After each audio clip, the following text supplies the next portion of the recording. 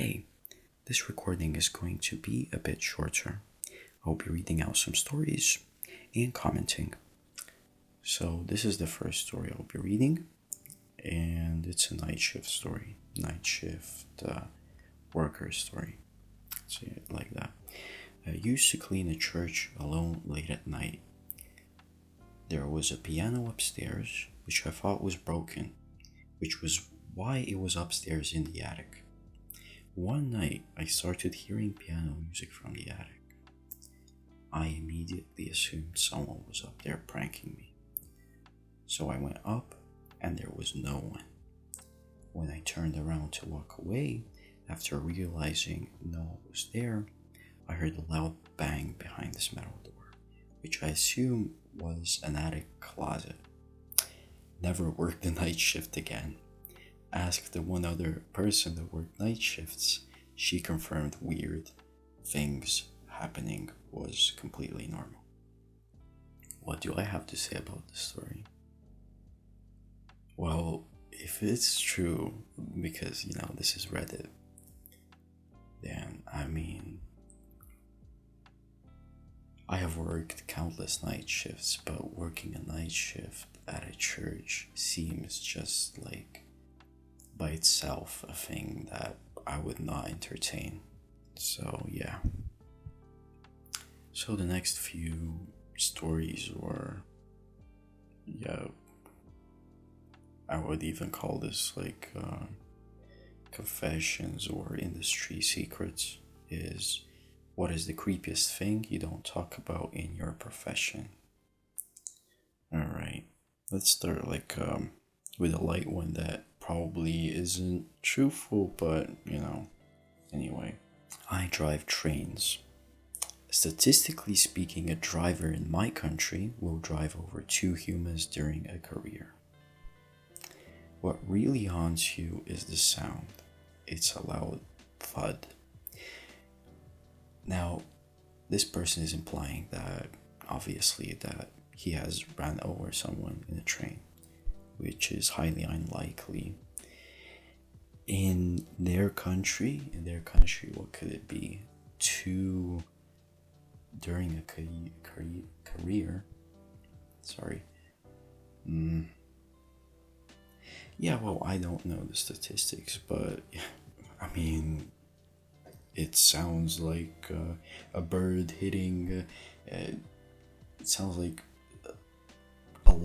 like a bigger bird hitting a window, probably. Something like that, yeah. Anyways, let's read this one. This is quite like this story I found here. Oh, let's start off with this one. This isn't necessarily creepy, but unsettling. That's why I really want to read this one. I used to work in the travel industry. You'd be surprised at how many people seriously injure themselves or even die while on vacation.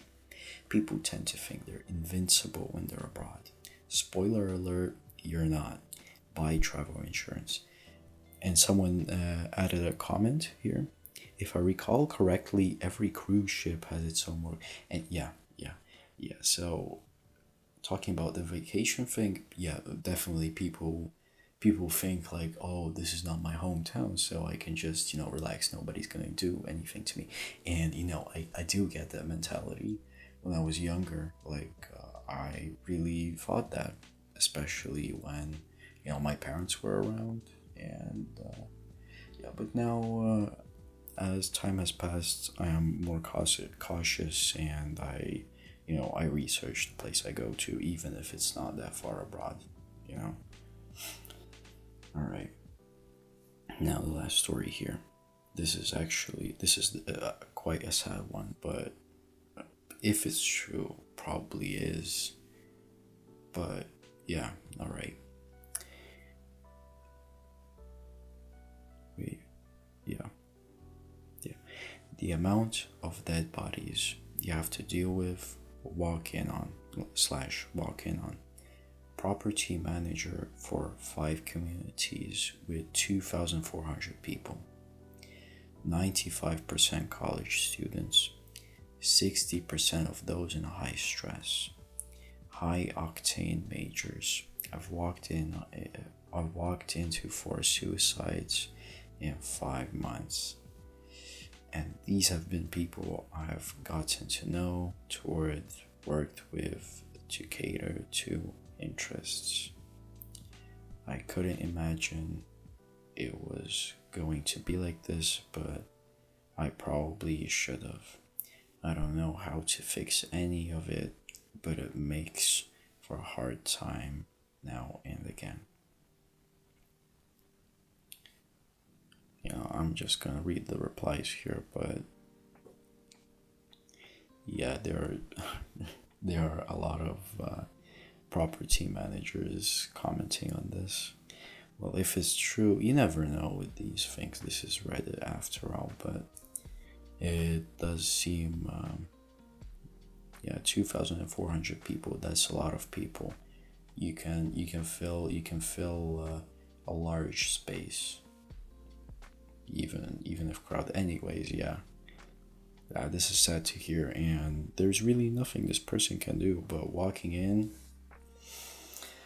into a room where someone has committed suicide is, damn. Yeah, I've seen some bad things, but